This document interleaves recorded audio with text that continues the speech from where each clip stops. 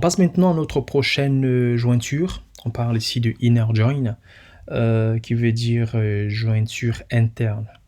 Elle permet de lier en fait plusieurs tables entre elles et elle retourne en enregistrement quand il y a au moins une ligne qui correspond à la condition. C'est-à-dire, nous avons cette table-là et cette table-là. On va faire la jointure entre les informations qui sont sur les deux différentes tables. Et donc, on ne veut que les éléments qui correspondent, c'est-à-dire ce qui est là et qui est en même temps sur la table 2. Ça veut dire qu'avec inner join, c'est impossible d'avoir des cas nuls, des lignes nulles. Donc, toute la table reçue lorsque la requête sera exécutée sera complètement pleine avec les informations qui seront recensées sur les deux tables. La syntaxe, elle est simple, elle est pareille que la right join. On sélectionne tous les éléments de la table, inner join sur la table numéro 2 et on joue sur les ID de chacune. Donc on passe directement sur Workbench et on voit cela ensemble côté pratique. Voilà. Je me permets quand même de revenir sur l'exemple précédent sur right join. On a essayé de faire, on a joué sur deux tables, notamment Customer ID et Actor ID. Au niveau de l'explication par exemple de l'alias, vous avez le choix. Voilà. Vous avez le choix, mais pour être un peu plus clair, l'alias, vous l'utilisez lorsque sur les deux tables sur lesquelles vous allez travailler, vous avez des colonnes qui sont semblables.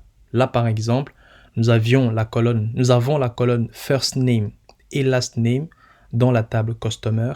Nous avons la même colonne First Name et Last Name dans la table Actor.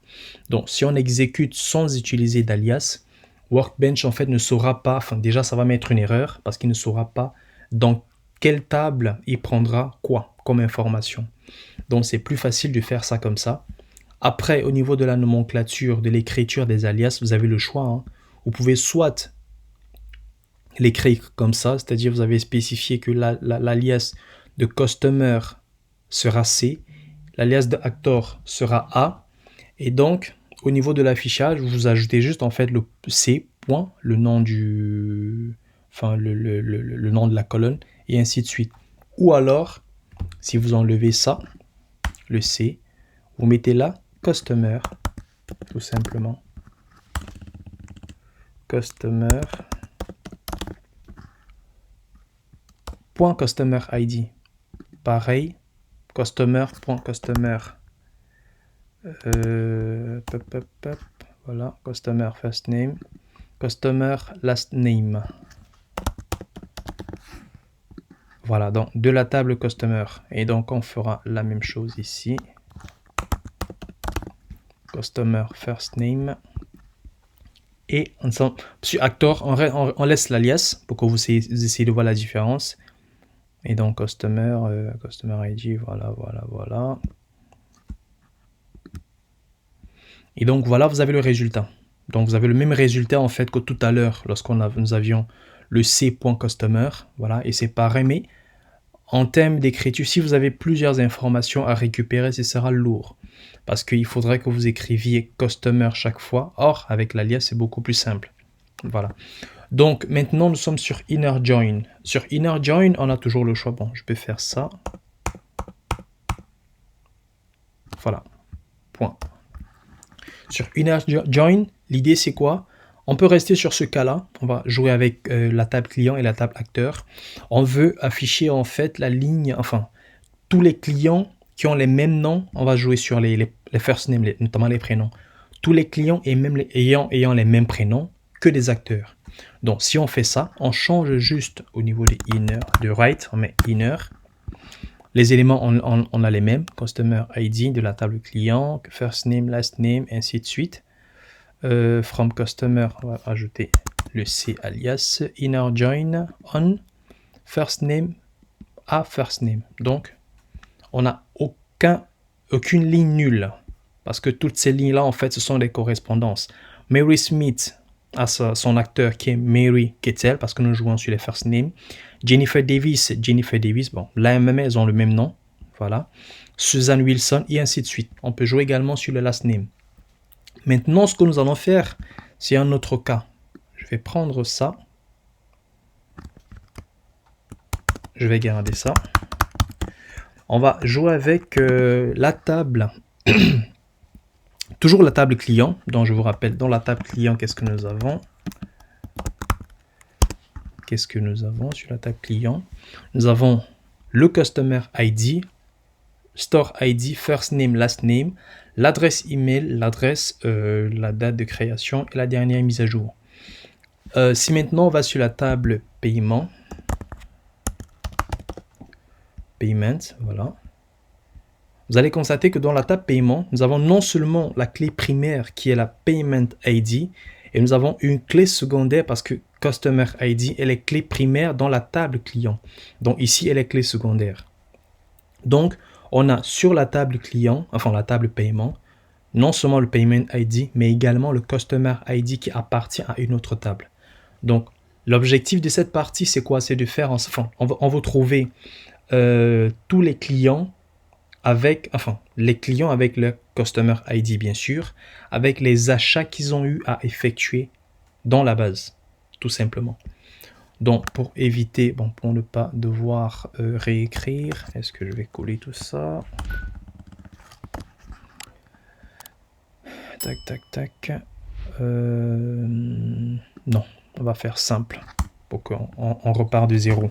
Donc, dans la table client, qu'est-ce que nous prenons? On prend le Customer ID. Customer ID. Voilà. On prend, qu'est-ce qu'on prend d'autre? Le first name. Le first name plutôt. Le last name.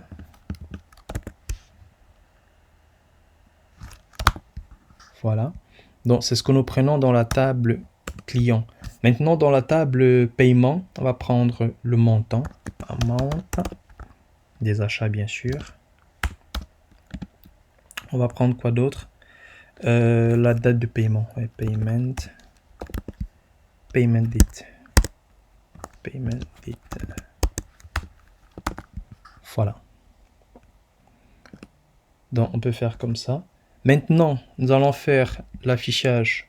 Étant donné que nous prenons initialement sur la table Customer, Customer c'est la table client qui sera à gauche.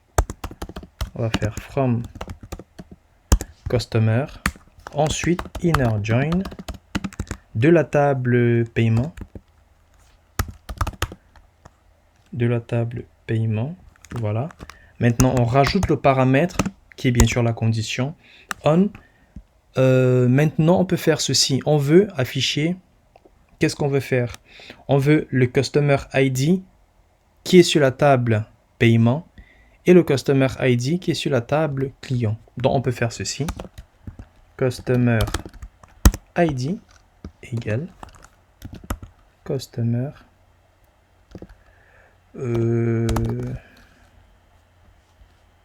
Customer ID.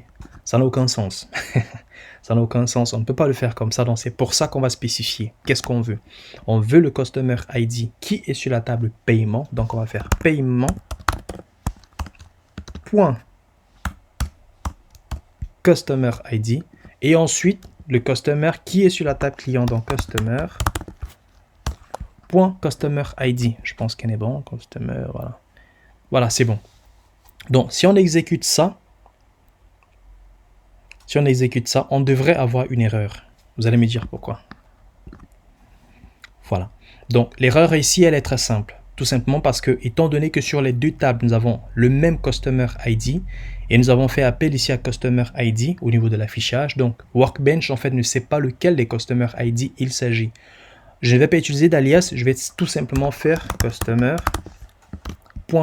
ID pour qu'ils comprennent que là, il s'agit de l'ID du client qui est sur la table client. Donc là, on exécute. Alors, où se situe l'erreur? Customer ID, payment date, amount. Où est-ce que tu es? Customer, il est inconnu. Est-ce que j'ai mal écrit? Ah oui, customer. What?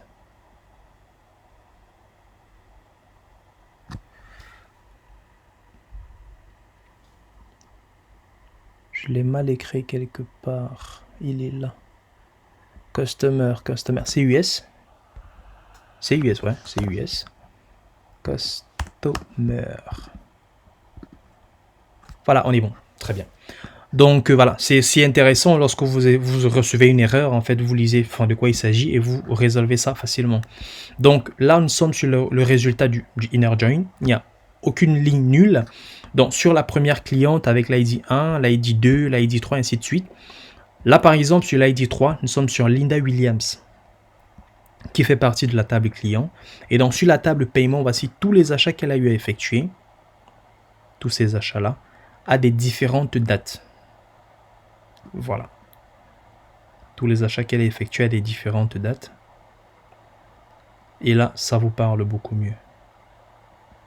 Pareil pour les autres clients. Donc là, c'est important de faire exprès justement de faire ces erreurs-là, de mieux vous expliquer au niveau des alias pour que vous compreniez mieux, parce que vous risquez justement d'avoir ce genre de cas par la suite. Et vous pouvez en fait décider de faire comme vous souhaitez, parce que ça dépendra de chacun de vous. Mais le plus important reste la compréhension du code au niveau de Workbench pour que son analyse et son traitement soient nettement plus faciles.